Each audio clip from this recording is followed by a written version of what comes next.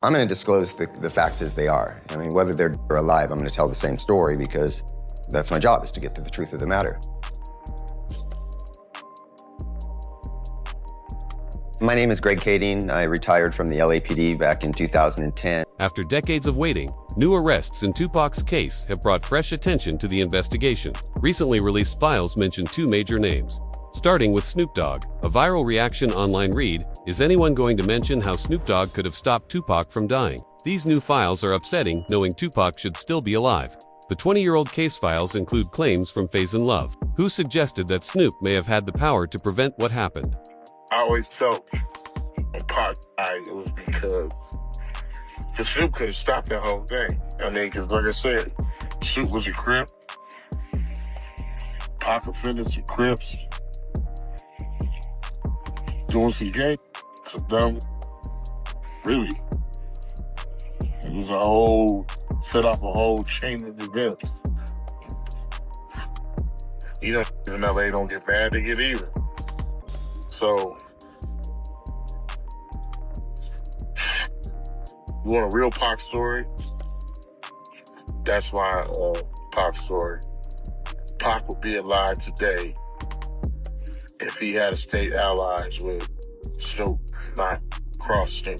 Snoop's name also appeared in police records connected to the case. Detective Russell Poole reportedly suspected that Suge Knight may have arranged Tupac's death before he could leave the label, then shifted blame toward rival Crips to mislead investigators. Detectives believed Snoop was someone others tried to pin the crime on because of his known connections. What makes it more interesting is that Snoop was originally supposed to be in the car with Tupac that night. With Tupac, though, in regards to Tupac, I heard a story, did you give him different advice that night on where to go? I didn't give him no advice. Right. We wasn't seeing eye to eye. Right. So saying during the Tyson. Yeah, this incident that I'm explaining to you right now was the day before that. Okay. So when they got to Vegas, they went their way, I went back. I mean, when we got to LA, they went to Vegas and I went home. That's why I wasn't in the car with them. Snoop later said he was meant to be in the BMW but didn't go due to last-minute changes, possibly after tension between him and Tupac. Last time me and Tupac was on the same page, and I did an interview with Angie Martinez, and she asked me how did I feel about Puffy and Biggie, and I told her that I like their music and I want to do music with them. Bro didn't like that, Tupac didn't like that, so we had a misunderstanding. So on the flight back to LA, I didn't feel comfortable around them for what they had did, as far as I didn't let my security ride with me. So to protect myself and to prevent from happening, I slept under a blanket with the knife and the fork just in case something was to go wrong, but it didn't. Because everything unfolded within 72 hours of the incident, investigators found the timing suspicious. In the 1990s, Snoop had stronger street ties than he does today. Some speculate he may have heard rumors about danger and chose not to ride along. In another interview, Snoop admitted he felt Tupac believed there was tension between them before the tragedy. I say a week before he died, we was best of friends. 2 days before he died, I don't think he liked me. Why? Because we was in New York and it happened. New York, they shot at me and did all kind of shit to me, like just the worst you could think of. And I forgave him. And went and did an interview and was asked, how do I feel about Puffy and Biggie? And I was like, I like it. I want to do some music with him. And that just rubbed Cuz the wrong way, like tried to kill me, out at you, and you talking about you want to do a song with it. I wasn't thinking about his emotions. I was thinking about the way I felt at the time. I wasn't into no controversy. I liked his music. They was our friends. We was all friends at one point. There's video footage of all of us hanging out. Diddy's name has also surfaced repeatedly in discussions about the case. Some documentaries claim there was rivalry and jealousy, with people suggesting Diddy wanted the same level of respect and influence Tupac had at the time. Tupac was a shining example of everything that Diddy wanted to be, and he was that naturally. He was charismatic.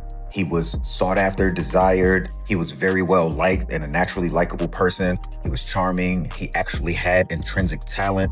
He was a star. He was what Diddy tried to force his way into becoming. Diddy, through force, through manipulation, through fear-mongering, tried to become loved and adored and liked, but all he could manage is like a twisted clone of that he was able to garner through fear.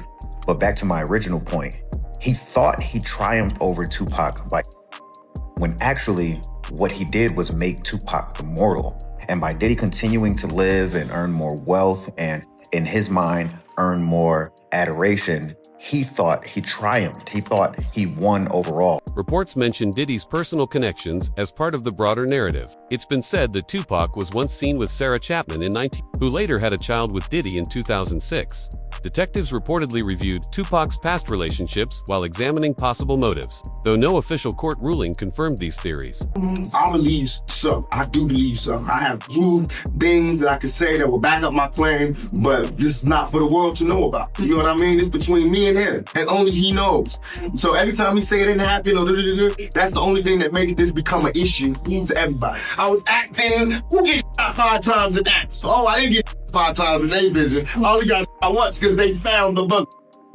The police found it, but now they the cops. Now they doing detective work. During later legal proceedings, claims surfaced from a former officer alleging Diddy may have offered money connected to the incident. It was also claimed that Keefe D acted as an organizer. Years later, Keefe D admitted in interviews that he was present in the vehicle involved in the shooting.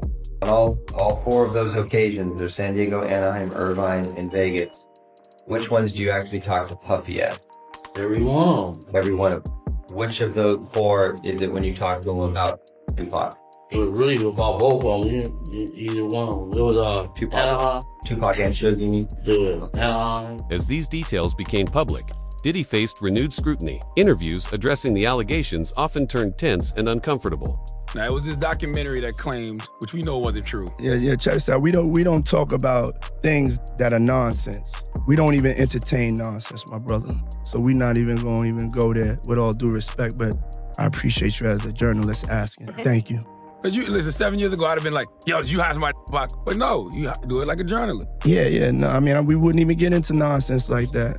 You know what I'm saying? It's nonsense. Which we never believed, by the way. Yeah, thank you. In legal filings, Diddy's name reportedly appeared multiple times. However, a biographer of Tupac stated that despite his tough image, Tupac wasn't deeply involved in street operations in the way many believed. Because all these guys sold him this lifestyle idea, but he wasn't it. He couldn't fight. He had no athleticism. He didn't know how to shoot. He wasn't that guy. But he started to believe it. He method acted it. 100% method acted it. With the case gaining renewed attention, Las Vegas authorities revisited past evidence. Public figures like 50 Cent have openly accused Diddy in the past, though these remain allegations and not proven court verdicts. I always see the wrong thing. I always say the wrong thing. That's the only thing that says something out front. So that, so we put that. Yeah! I gotta stop pulling it. That's why I've been talking to a therapist trying to help me with the same. It's equated on my mind. Whoa. Oh, but maybe I said about both of them because he got Tupac here. On September 7, 1996, Tupac attended the Mike Tyson fight in Las Vegas with Suge Knight. After the event, he was involved in a physical altercation with Orlando Anderson, also known as Baby Lane. Knight and their entourage went to the Mike Tyson, the MGM Grand. Keefe D and his nephew, Orlando Lane Anderson, and 2 of their friends were also there.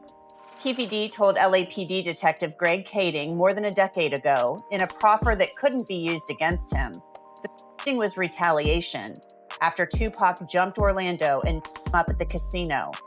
Surveillance cameras recorded the fight. Tupac was angry that Lane had stolen his necklace years prior in Compton. Tupac, Suge Knight, and the entourage left the casino quickly. Later that night, around 11 p.m., Tupac and Suge left in a BMW heading to a nightclub. While stopped at an intersection, a white SUV pulled up beside them, and shots were fired. Knew about Tupac's concert at the Club 662. Members, including Orlando and Keefe D, jumped in their white Cadillac and started cruising the strip looking for the offender. Before long, they finally spotted Tupac's caravan. At the intersection of East Flamingo Boulevard and Koval Lane, the white Cadillac pulled alongside the black BMW with Suge on the driver and Tupac on the passenger seats. The back window of the Cadillac rolled twice in the chest, once in the arm, once in the thigh. For years, the case remained unsolved, but investigators later examined interviews where Keefe D described the incident publicly. And Bubble Up was the driver, and Baby Lane and Freaky were in the back seat. We was just all in the car together. This was the white Cadillac. Yeah. So you guys are driving around, and then you hear these girls say, Tupac, Tupac. Got to the light, He was gonna go drink, and he happened to be hanging out the window. He was hanging out the window like he was in a parade. Tupac. Yeah, he was. So what happens next? You said that as you're driving up towards the BMW, with Suge driving and Tupac in the passenger seat. KFD claimed it happened in response to earlier events, though official reports never confirmed Tupac was armed at the time. You said that as you're driving up towards the BMW, with Suge driving and Tupac in the passenger seat, and you said that Tupac pulled out It looked like he was reaching, yeah. Yeah, it did. Okay. Yeah. Did you actually? No, once he got the reaching, I got the ducking. So someone from your car started at Tupac and Suge. Police records show KFD was questioned shortly after the shooting but was released at the time. He started. You say Suge looks over, he sees you. Yeah. He looks right at you.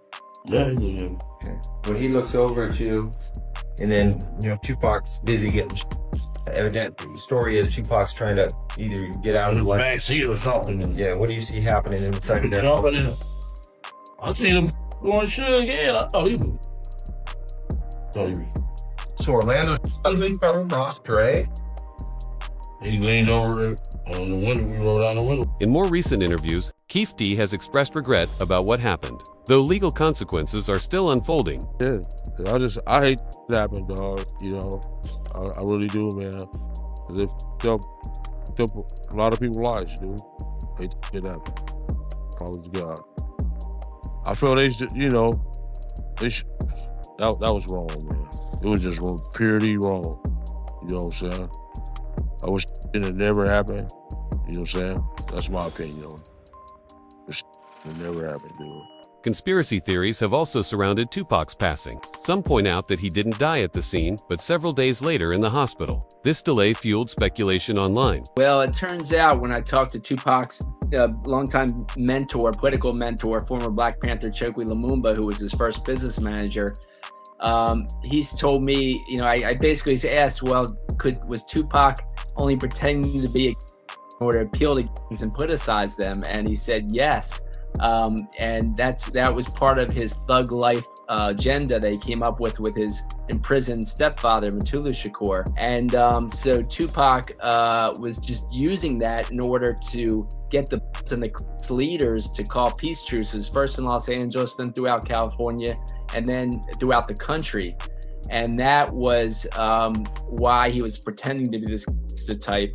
And really, he was just an intellectual prodigy. An officer once claimed Tupac was encouraged by powerful industry figures to help ease tensions within the music world. Whether true or not, this added another layer to the mystery. So if you ain't ready for it, get on the sidewalk.